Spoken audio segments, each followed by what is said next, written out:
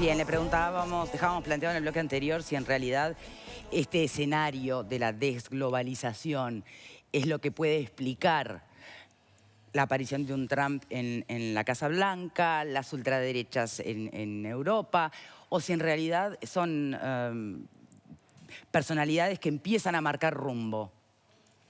Bueno, Victoria, lo que yo planteo en el libro Abaddon y con este concepto, desglobalización, en realidad implica un momento. Esta etapa es una etapa oscura dentro de un proceso que desde mi punto de vista es inexorable, ¿no? La globalización va a continuar, pero puede tener una detente e incluso un retroceso. Y este es uno de esos momentos. ¿Por qué? ¿Y por qué este es un momento que genera grietas en las sociedades y en esas grietas se abre paso el discurso demagógico? Porque se está produciendo un fenómeno muy particular que ningún país y ningún sistema está sabiendo manejar, que es el momento en que las economías más riquezas producen en toda la historia, pero al mismo tiempo es el momento en que menos se distribuyen esas riquezas, o dicho de otro modo, que más se concentran en pocas manos. O sea, hay una gran generación de riqueza y al mismo tiempo se va generando una gran desigualdad. Esto no solo en los capitalismos del modelo occidental, también en China, también en Rusia. Lo que ellos no tienen es confrontaciones en las urnas, tienen sistemas mucho más cerrados, son autocracias desde antes. Lo que estamos viendo es, en nuestras democracias jóvenes y en las democracias maduras del norte, la irrupción de la autocracia, ¿no? La irrupción del despotismo. Trump intentó, y lo planteó él, planteó para Estados Unidos el modelo de Putin. Dijo, Vladimir Putin es el modelo de liderazgo que necesitamos en Estados Unidos. La diferencia entre el modelo político ruso y el norteamericano es que en el norteamericano ha existido siempre más límites, más controles al poder del presidente, mientras que el presidencialismo en Rusia está muy por encima de los otros poderes, tiene de algún modo el equivalente a lo que está construyendo Erdogan en Turquía. En Turquía, Atatürk había creado junto con la Turquía moderna un sistema secular de división de poder, y lo que está haciendo Recep Tayyip Erdogan es una sultanización del sistema turco. Trump lo felicitó por el triunfo. Porque son todos lo mismo. Bueno, pero es que usted en realidad en su libro habla de que hay que está en el ADN de la cultura occidental, un poco también esa forma casi que bipolar de observar las sociedades, ¿no? Bueno, yo creo que es un ADN complejo. Yo diría que en América Latina, con algunas excepciones, predomina una cultura liberal. En mi libro yo planteo que la dicotomía principal no es izquierda-derecha, es cultura liberal y cultura autoritaria. Acá liberal no debe ser asimilable a neoliberalismo, ortodoxia económico o Fondo Monetario Internacional. Estoy hablando de una concepción del poder o de una actitud cultural del hombre, no cultural porque haya leído mucho y tenga bibliotecas grandes, una peso actitud que se le da a la de ley. la sociedad frente al poder político. La cultura autoritaria tiende a estar en las sociedades que conceden mucho poder al autócrata, generan autócratas, y mientras gobierne bien van a ser súbditos y no ciudadanos. La cultura liberal genera sociedades que le quieren poner límites al poder, ¿no? Que no aceptan monarquismos ni megalomanías en el poder. En las democracias del norte predominó la cultura liberal en términos generales, salvo disrupciones, algunas muy trágicas, como el nazismo, el fascismo mussoliniano, Franco en España, y se podrían poner más ejemplos. En América del Sur, salvo algunas excepciones donde predominó la cultura liberal, yo diría Uruguay y diría Costa Rica y diría Chile, por cierto, después de Pinochet. Antes y después de Pinochet, Pinochet fue un trágico lapsus de la historia de Chile.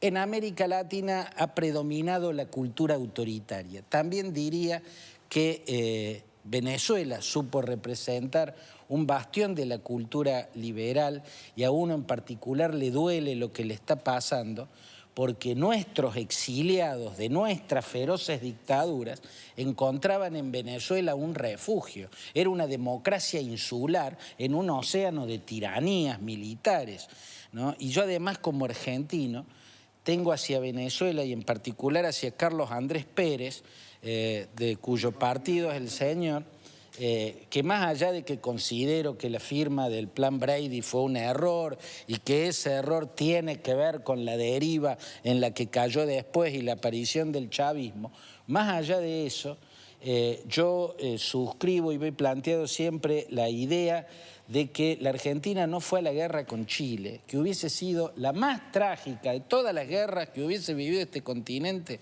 gracias a Venezuela, porque fue la inteligencia de la Embajada de Venezuela la que detectó el movimiento irresponsable que un dictador lunático y sanguinario como Videla estaba haciendo hacia las fronteras. Carlos Andrés Pérez, como era el único demócrata y todos los demás eran dictadores militares y lo despreciaban y lo aislaban, habló el tema con Jimmy Carter. Como a Jimmy Carter tampoco le hacían caso ni Pinochet ni Videla porque ya los venía presionando con el tema de los derechos humanos, los dos dialogando entre ellos tuvieron la idea genial de planteárselo al Vaticano, ¿no? Entonces, esa también es una deuda que no solo Argentina y Chile, el continente tiene para con Venezuela. Bien, hablando ya que citó al Vaticano, ¿por qué la oposición de alguna manera no acepta la intermediación o la invitación al diálogo que proponía el Papa Francisco o Rodríguez Zapatero? Me va a permitir, Victoria, responderle a Verónica la pregunta que me hacía en el bloque anterior.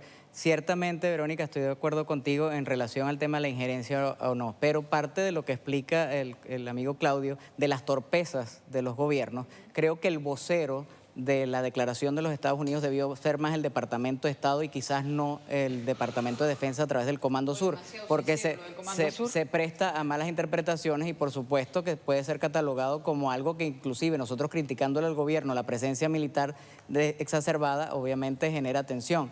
Nosotros para nada en lo absoluto vamos a apostar nunca a una intervención militar en nuestra nación, todo lo contrario, nosotros vamos a ser demócratas. Perdón, diputado, porque cuando se habla de injerencia, se menciona siempre el caso de Estados Unidos y hay elementos que permiten, digamos, poner el tema en la cuestión. Ahora, hay 60.000 llamados asesores cubanos en Venezuela que controlan la aduana, controlan la policía, controlan las milicias. Sistema de identificación y de esos 60.000 cubanos, ¿eso no es una injerencia externa? Por supuesto que es una injerencia, no solamente que es una injerencia de hecho, sino una injerencia política y cabe usted destacar que no solamente manejan ya eso, sino que hasta en la industria petrolera, que es el área neurálgica de nuestra economía, están involucrados los cubanos.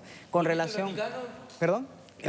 Con relación al Vaticano, tuve la oportunidad casualmente de ser de los diputados que dialogamos con su eminencia cardenal Parolín en la Secretaría de Estado Vaticano previo a las mesas de diálogos que se dieron. Tuvimos la oportunidad de reunirnos con Monseñor Claudio, que fue el enviado, Claudio Celli, que fue el enviado del Vaticano, y el Vaticano no solamente que estuvo trabajando con los países de la UNASUR en el tema del diálogo, sino que además es testigo de la situación en la cual nosotros llegamos, en la que nosotros como Mesa de la Unidad Democrática y representantes del Poder Legislativo cumplimos con todos los acuerdos que estaban previstos en la mesa de diálogo y el gobierno no cumplió ni siquiera con uno de los acuerdos. Entre esos era la apertura del canal humanitario, la liberación de los prisioneros políticos y el canal de la ayuda humanitaria. Bien. Nada de eso fue cumplido por parte del gobierno, que además el gobierno, entre sus deliriums tremens, como le decía Claudio, crea sus monstruos y obviamente siempre va a ser responsable el imperialismo yanqui. Quiero aprovechar tu presencia, diputado, para que nos cuentes si tenés información acerca del periodista uruguayo-francés que está privado de libertad allí en tu país. Bueno, mira, hay muchas especulaciones, no ha habido una posición oficial por parte del gobierno de Venezuela. Sabemos de la detención arbitraria, sabemos que el gobierno francés le ha solicitado a la Cancillería uruguaya que por favor permita que sea nada más el gobierno francés el que maneje el caso. Que la estrategia solo la hacía un solo Estado, Es digamos. correcto, sí. De hecho, lo conversé esta mañana, tuve la oportunidad de reunirme con el canciller Rodolfo Nin Noboa y conversamos el caso. Y está la preocupación, por supuesto, de que no solamente pretendan, ya lo hicieron, mejor dicho, incautarle el material audiovisual que tenían, que era un material audiovisual comprometedor para el gobierno de Venezuela, sino que están buscando imputarle delitos comunes delicados, como es el tema del caso de narcotráfico. Es la presunción que tenemos y la información que nos maneja. Bien, tribuna, por favor. Bueno, un poco Ligia decía en el bloque anterior y ponía un manto de sospecha en cuanto a los medios de comunicación y qué rol jugaban los medios. A mí no me parece raro que los medios de comunicación internacionales comuniquen. Eso es lo que tiene que hacer la prensa en un país donde los medios que eran, respondían a la oposición, si se quiere, fueron cerrados. Pero mi pregunta era si usted tiene información acerca del tratamiento de retrovirales. Como representante de la colectividad LGBT, sabemos que ya no solamente falta y escasea el alimento, que es fundamental, sino que también, además de varios medicamentos, están faltando retrovirales, que esto hace que la población LGBT o no afectada por el virus del VIH no puede ni comer y obviamente no tiene tratamiento retroviral, lo que hace que sus defensas bajan. ¿Cómo está ese punto en sí en Venezuela? Bueno, no solamente es el tema de los retrovirales con el tema de los pacientes de VIH positivo, sino que tenemos también pacientes hipertensivos, diabéticos, que no tienen acceso a los medicamentos. Todas las enfermedades crónicas se han visto afectadas con esta situación. Nosotros tenemos ahorita venezolanos en el extranjero, inclusive la comunidad venezolana acá en el Uruguay ha estado recolectando medicinas e insumos médicos para llevarlos a Venezuela, y una de las solicitudes que nosotros hacíamos en la mesa de diálogo era que el gobierno permitiera que el canal humanitario llegara a la ayuda, pero el gobierno, dentro de su incapacidad, dentro de su ineptitud, como sería reconocer que en efecto tenemos una crisis tan seria, no ha dado permiso para que esos medicamentos lleguen, ni los alimentos tampoco. Entonces, ciertamente es una situación sumamente delicada. El caso de los hipertensivos es el más fuerte que tenemos, igual que los pacientes con cáncer. Álvaro. Impresionante hasta ahora la movilización de los venezolanos en la calle y está siendo durísima la represión también. Está siendo, sí. Estoy leyendo ahora en las redes que murió un joven de un disparo en la cabeza por 2 individuos en moto, grupos Hasta hace unos minutos conversé con unos colegas diputados, ahorita durante el bloque, estaba herido en una situación bastante grave, todavía no han declarado que haya fallecido. Pero lo cierto del caso es que hay una persona herida de bala en el cráneo, tenemos una persona mayor ya por efectos de asfixia hospitalizada también de cuadro delicado hipertensivo, tenemos ya la represión considerable, tenemos 2 diputados heridos por perdigones, balines de plomos, diputados, porque además esa es una de las cosas también más grotescas que hemos vivido nosotros los venezolanos, el fuero parlamentario, que si bien es cierto no nos da una patente de corso para actuar impunemente, lo cierto del caso es que ha sido violado, porque inclusive los parlamentarios que hacemos vidas en foros internacionales o en parlamentos, como en mi caso, el Parlamento del Mercosur, tenemos abiertos expedientes ante el Ministerio Público Militar por traición a la patria. ¿Quién gobierna hoy, Maduro o Diosdado Cabello? Bueno, gobierna en teoría Nicolás Maduro, que es un presidente cuyos ministros, la mayoría son miembros de la Fuerza Armada en situación de actividad. Diosdado Cabello, que es un diputado y militar en situación de retiro, uno de los más radicales del gobierno. Yo me atrevería a decir que ahorita no tiene ni siquiera muchísima fuerza dentro del gobierno, porque hay un refrán popular que nos define a los latinoamericanos que dice que perro que ladra no muerde, y él realmente a veces es mucho más buff que otra cosa. Perdón, Victoria, una noticia de la agencia Reuters dice que sí, que falleció el estudiante herido. Es un cable de hace un minuto. Bien. En realidad, este tipo de discusiones siempre se da mucho a la injerencia de Estados Unidos, a la oposición y demás, y no se menciona realmente algo que es alarmante, que son esos civiles armados que tiene Maduro, que realmente me hacen acordar de la película de La Purga, o sea, un horror. Por otro lado, me gustaría, Claudio, hacerle una pregunta. Sabemos que en esa brecha se generan odios y enemigos irreconciliables. ¿Cómo podríamos superar ese estadio de tanta violencia y tanto odio? Bueno, es una gran pregunta, porque el desafío de este tiempo es plantearse frente al más grave de sus problemas. El más grave de sus problemas tiene que ver con esa encrucijada que no se está sabiendo resolver en ningún modelo económico existente, que es la acumulación de riqueza. Hay una gran producción de riqueza como nunca antes, pero una gran acumulación de riqueza y una gran dificultad para distribuirla. Vienen otros grandes desafíos, viene la sociedad sin trabajo. La tecnología avanza. Hoy, aunque haya inversiones, no va a haber trabajo. Hoy las inversiones no son directamente proporcionales a la creación de empleo. Tienden a devorar los empleos. Entonces, La cuestión primero es concientizar el problema, entender que el problema de un país no es solamente de un país, es un problema global y plantearse frente a ese problema global. El hombre no va a poder pensar soluciones, esto sí, desde las posiciones ideológicas existentes. Tiene que superarla porque el mundo está entrando en otra dimensión, en otra era histórica y estamos viviendo esa ruptura, que es la que genera estas fracturas. Bien, Jimena. Yo todo lo que está diciendo Abadón en realidad en este momento, para agregar unas pequeñas cosas de lo que decía Graciano. Los uruguayos tenemos un vínculo muy estrecho con Venezuela. De hecho, nuestros refugiados, digámosle, nuestros exiliados, muchos recalaron en Venezuela y se sintieron muy a gusto y como en casa. Y de hecho, nosotros hemos recibido esa ola de inmigrantes, que se habla de aproximadamente 5.000 venezolanos en Uruguay, que para Uruguay es una cifra bastante importante. Comparto todo lo que han dicho sobre la brecha, comparto toda la situación de Venezuela y lamento mucho que un país como Venezuela tenga que pasar por esta situación. Pero me gustaría preguntarle al diputado si tiene alguna noticia o algo sobre la comunidad venezolana en Uruguay, cómo se han estado insertando y cuál es su vínculo, si su visión es quedarse en Uruguay o están esperando que la situación se resuelva para volver. Mira, eso es un tema bastante sensible. Como joven te puedo decir con propiedad, vengo de una gira ahorita en Chile y hoy también voy a tener un encuentro con la comunidad venezolana acá en el Uruguay. La mayoría del exiliado venezolano, que además está pasando muchísimas penurias, no es el caso del Uruguay, pero sí donde hemos sido víctimas inclusive de xenofobia, es una mano de obra calificada, es el joven que buscando esperanza, que ha buscado sueños y oportunidades que en Venezuela el gobierno se las ha cercenado.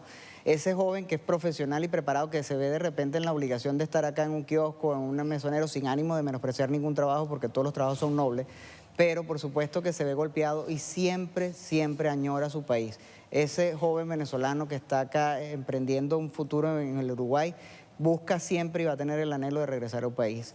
Tengo un encuentro esta tarde y tenemos una movilización esta tarde en la cual precisamente hoy, que es un día patrio en Venezuela, donde es la conmemoración de la Declaración de la Independencia, también vamos desde acá, desde Uruguay, a dar nuestro grito de apoyo a la situación de nuestro país. Tenemos que hacer una pausa y ya lo despedimos al diputado. Muchísimas gracias por habernos acompañado. Claudio, te quedas con nosotros para el próximo bloque. Bien. Una reflexión final. Yo, en realidad, ojalá, le preguntaría lo mismo a usted como a algún representante del oficialismo. Y es, en definitiva, ¿son conscientes que esta querella, aunque sea en nombre de la libertad, de la democracia, está condenando cada vez más al pueblo venezolano? Al ciudadano común, sí. Bueno, mira, una de las mejores prácticas de la democracia es precisamente el diálogo. Nosotros siempre hemos estado en la mejor disposición de dialogar porque jamás vamos a apostar por una confrontación fratricida en Venezuela y siempre vamos a buscar la solución de la situación del país para que salgamos adelante. Pero plantear un diálogo con condiciones previas, ¿es diálogo? Mira, el tema del diálogo es una condición bastante compleja. Claudio puede ahondar mucho más en ese tema. La concertación chilena, que fue un proyecto prácticamente de unificación en el cual los chilenos tuvieron que unirse distintas ideologías, nació casualmente en Caracas durante el gobierno de Carlos Andrés Pérez.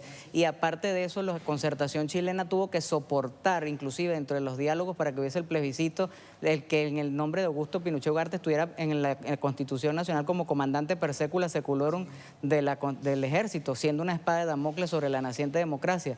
En un espacio de diálogo siempre hay que ceder y nosotros estamos en la mejor disposición de ceder siempre y cuando los derechos del ciudadano no sean vulnerados. Diputado Llanes, muchísimas gracias por habernos gracias a acompañado. ustedes, Hacemos una pausa y enseguida regresamos.